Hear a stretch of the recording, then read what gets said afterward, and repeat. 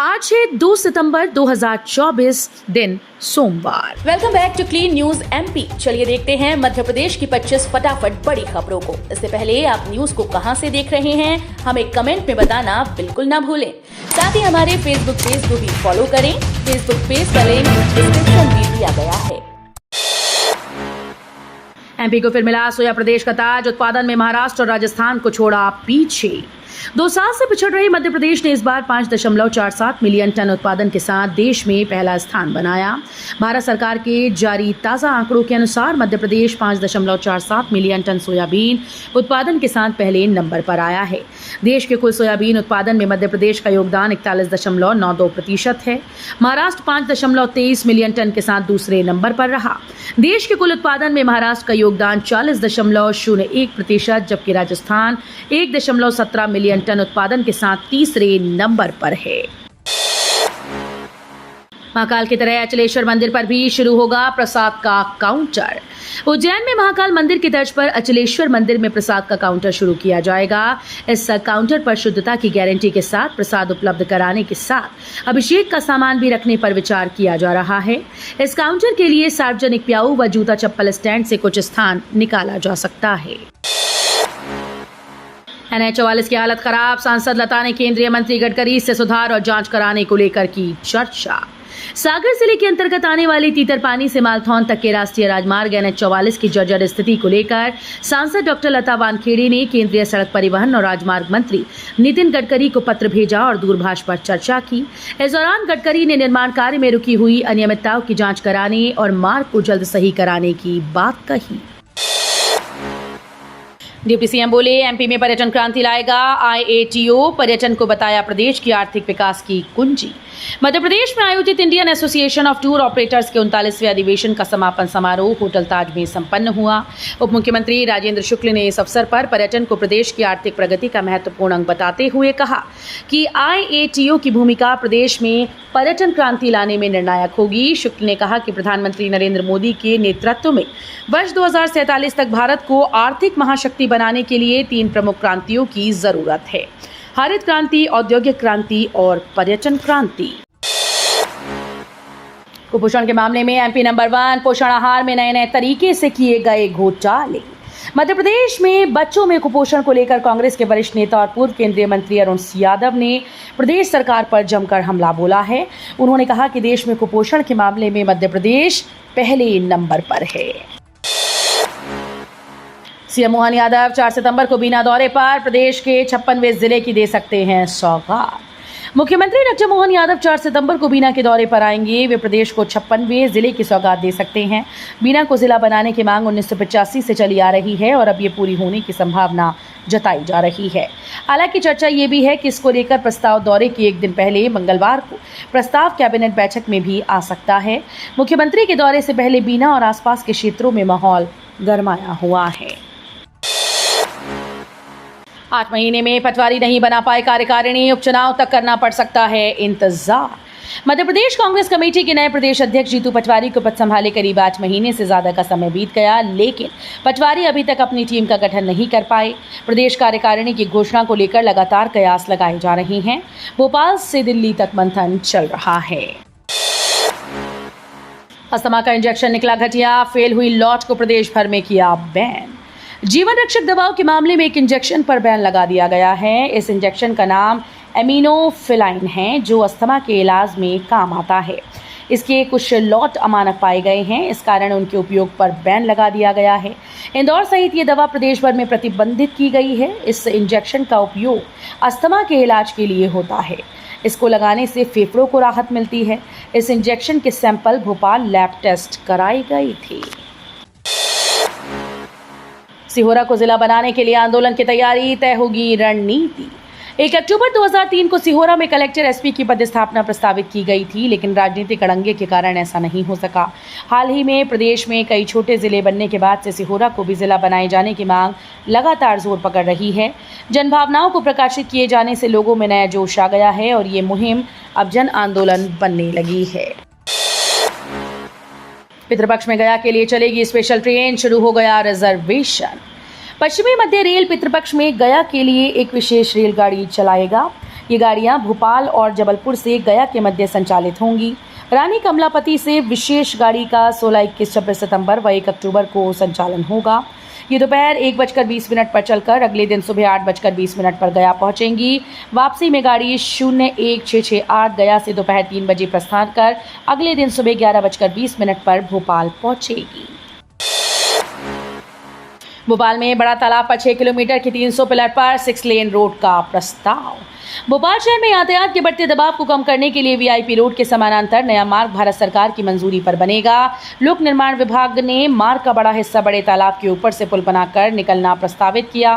बड़ा तालाब wetland site है, इसलिए किसी भी प्रकार का निर्माण पर्यावरण मंत्रालय की अनुमति के बिना नहीं किया जा सकता। लोक निर्माण विभाग के प्रस्ताव को भारत सरकार को भेजा है। यदि अनुमति मिल जाती है तो ही नया मार्ग बनाया जाएगा। इंदौर में भारी बारिश के आसार, 2 और 3 सितंबर को जमकर बरसेंगे बादल।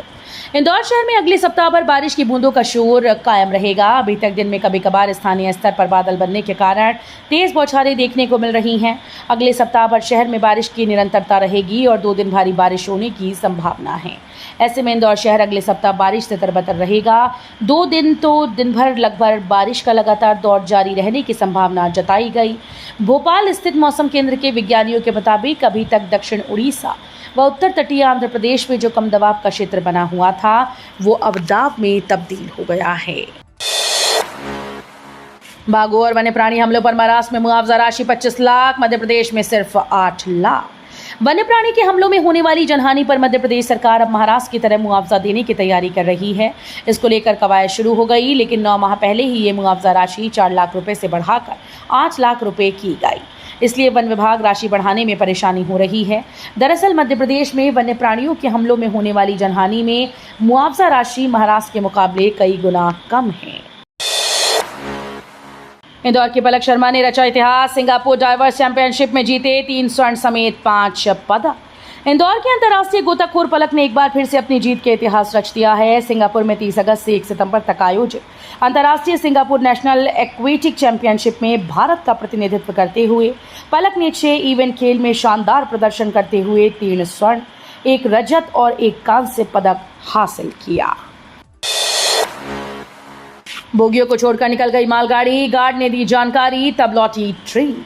रविवार की दोपहर बिलासपुर कटनी रेलखंड पर जा रही एक कोयले से लदी मालगाड़ी के डिब्बे अलग हो गए, जिससे बड़ी दुर्घटना होते होते बची। ये घटना उमरिया जिले में हुई। रविवार की दोपहर उमरिया, चपहा और पिपरिया के बीच कोयले से लोड मालगाड़ी बीच से अलग हो गई। रूसी सुकोई Su-30 ने फ्रांसीसी राफेल लड़ाकू विमान को हराया। मध्य एशिया में पुतिन की बल्ले बल्ले। रूसी सुकोई Su-30 SM लड़ाकू विमान ने फ्रांसीसी राफेल लड़ाकू विमान को मात दी। इसी के साथ रूसी Su-30 को अरबों रुपए का एक टेंडर भी मिल गया। इसे रूसी राष्ट्रपति व्लादिमीर पुतिन के लिए एक बड़ी कूटनीतिक जीत माना जा रहा है।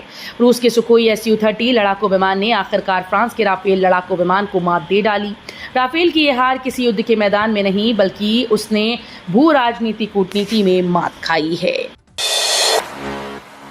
1 सितंबर से बदल गए राशन वितरण के नियम, एक चूक से नहीं मिलेगा खाद्यान्न।